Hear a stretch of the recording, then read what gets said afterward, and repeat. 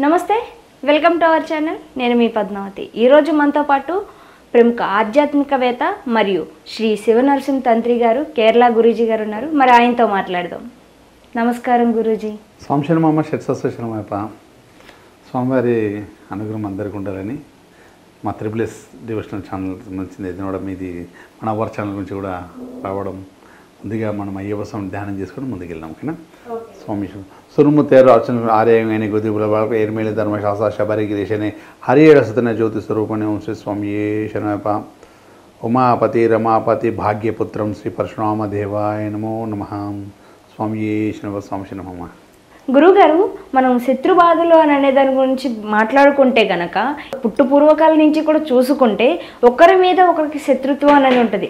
అన్నదమ్ములకి ఒకరి మీద ఒకరికి కావచ్చు, లేకుంటే తల్లి బిడ్డలకే అవ్వచ్చు, ఇంకా లేదు అంటే ఉద్యోగ విషయాల్లో కావచ్చు, ఇంకా లేదు అనుకుంటే మనం బయటికి వెళ్తాం. ఏదైనా పని జరగాలి అనుకున్నప్పటికీ కూడా ఎవరో ఒకరు ఏడుపులు తగిలి పక్కనోళ్ళు, ఇంటి పక్కనోళ్ళు, ఇంటి వెనకాతలలో ఇలా ఒకరి ఏడుపు అనేది మనకు తగలడం వల్ల ఈ శత్రు బాధలు అనేది ఎక్కువయ్యి మనం జరగాలి అనుకున్న పనులు జరగకుండా అయిపోతాయి. మరి ఇటువంటి వాటి నుంచి బయటపడాలి అంటే మీ కేరళ పద్ధతిలో ఏదైనా ఒక కొత్త రెమెడీని చెప్తే ప్రతి ఒక్కరు కూడా దీన్ని పాటించడం ద్వారా ఈ శత్రు బాధలు అనేది పోయి ప్రతి ఒక్కరు కూడా మనశ్శాంతిగా ఉండేది ఏదైనా చెప్పగలుగుతారా గురుగారు?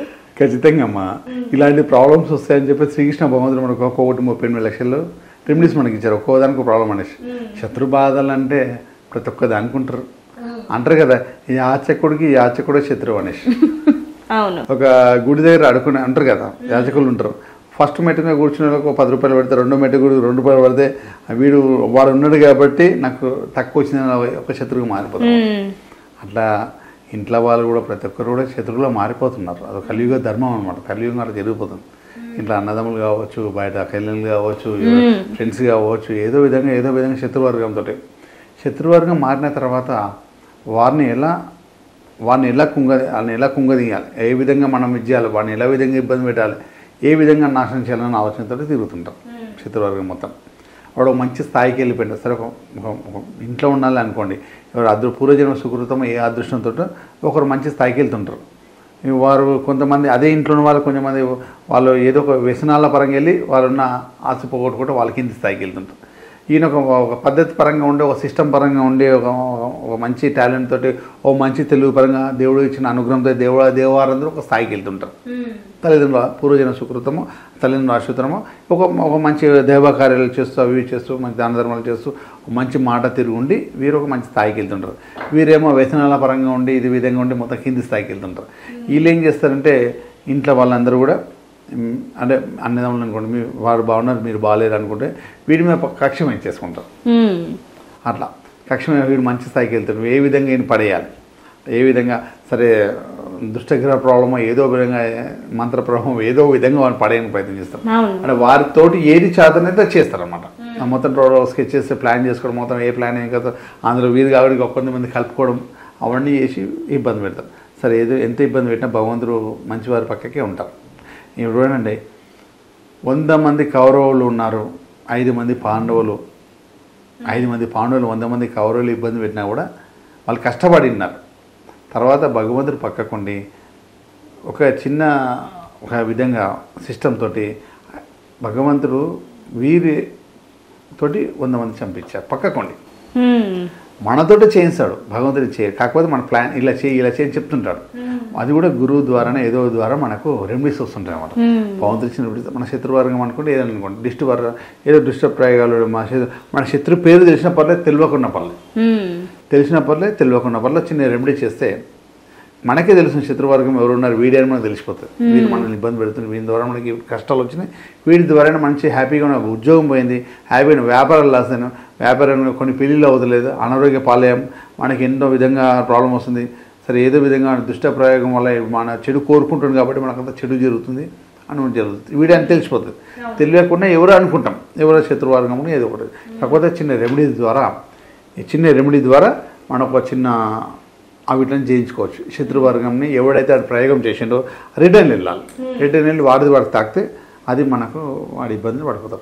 అలాంటిది ఒకటి చిన్న దీన్ని మీ తెలుగులో మాచికాయ అంటారు. ఈ ముళ్ళుగా ఉంటుంది కాయ, మాచికాయ అంటారు దీన్ని. ఈ మాచికాయలు తీసేసుకొని, మాచికాయ అనుకోండి, ఇది 16 మాచికాయలు తీసుకోవాలి. ఒక బ్లాక్ కలర్ క్లాత్ తీసుకోవాలి, స్క్వేర్గా కట్ చేసుకోవాలి దాన్ని.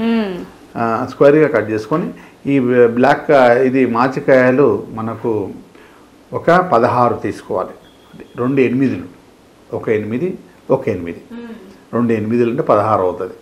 దీనికి అంతా బ్లాక్ కలర్ బొట్టు పెట్టాలి. కాటుక ఉంటుంది కదా, ఆ కాటుక బొగ్గుతోటన్నా బ్లాక్ కలర్ కాటుకతోటన్నా ఇవన్నిటికీ ఇలా బొట్టుగా పెట్టుకోవాలి. అంటే ఏంటిదంటే ఎవరైతే మనకు మనసులో అన్న శత్రువు మనకు తెలిస్తే శత్రు పేరుతో బొట్టు పెట్టచ్చు. ఎవరైతే మా శత్రువులు ఎవరెవరు ఉన్నారో వాళ్ళందరూ కూడా వారు వాళ్ళు మమ్మల్ని ఏం కావాలని కోరుకుంటారో వారు రిటర్న్ వెళ్ళిపోవాలని, చెడు చేస్తున్నా కూడా వాళ్ళు రిటర్న్ వెళ్ళిపోవాలని మనసులు అనుకొని, మా మీద చెడు ప్రభావం అంతా తిరిగి వెళ్ళిపోవాలని అనుకొని మేము వెళ్ళిపోవాలనుకొని ఈ 16 కాయలకు ఒక్కొక్క నల్ల బొట్టు ఇట్లా పెట్టినట్టయితే పెట్టేసి అదైతే క్లాత్ చెప్పాను కదా, ఈ 16 కాయలు అందులో పెట్టేయాలి. పెట్టేసి దాంట్లో ఒక పిడికడు ఎడమ చేతితో ఒక పిడికడు నల్ల నువ్వులు అందులో వేసేయాలి. నల్లగా ఉన్న నువ్వులు ఉంటాయి కదా, అవి ఒక పిడికడు వేయాలి. తర్వాత మినుములు, నల్ల పొట్టు మినుములు, పొట్టు మినుములు నల్లగా ఉంటాయి. అవి 4 పిడికలు తీసి అందులో వేయాలి. ఒకటేమో ఒక పిడికనేమో నల్ల నువ్వులు, 4 పిడికలు మినుములు. దాన్ని దాంట్లో ఒక మూల పెట్టేయాలి. అయితే మేకు ఉంటుంది కదా, ఒక మేకు పెట్టేసి ఒక నిమ్మకాయ. ఇంటి బయట పెట్టాలంటారా, ఇంటి లోపల పెట్టుకోవాలంటారా? ఇది అయితే ఏదో చెప్తున్నానో అది మొత్తం రెడీ అయిపోయిన తర్వాత అందులో ఒక నిమ్మకాయ, ఒక మూల పెట్టేసి మేకు పెట్టేసి దాన్ని మూటగా కట్టేసేయాలి.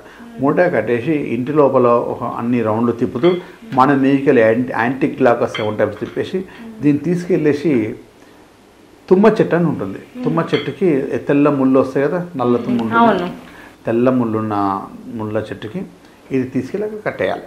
ఇంకేం లేదు, కట్టేసి రావడం.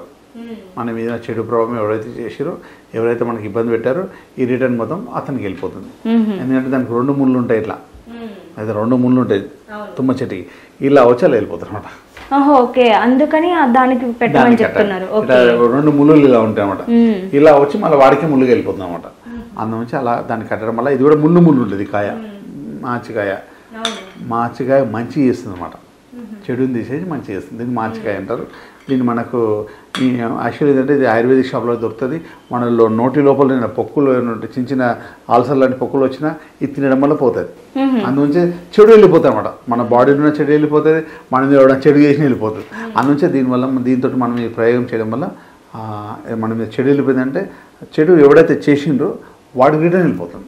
ఇంకేదే పద్ధతి, ఇంకేం లేదు. హ్యాపీగా చెడు వెళ్ళిపోతుంటే హ్యాపీగా ఉంటుంది, మంచిగా ఉంటుంది. అవును. అయితే గురువుగారు ఇక్కడ నాకు ఒక డౌట్ ఉందండి. ఇప్పుడు నేనున్నాను, నాకు ఎవరైనా చెడు చేస్తున్నారు అంటే మీరు చెప్పిన దాంట్లో నేను ఇచ్చేస్తాను. అయితే ఇదే పద్ధతి నేను ఒక్కదాన్ని చేసిన ఇంటందరికీ కోరుకుంటే సరిపోతుందా, లేకుంటే ఇంటందరము ఎవరికి వాళ్ళే ఇండివిజువల్గా ఈ రెమెడీని చేయాలంటారా?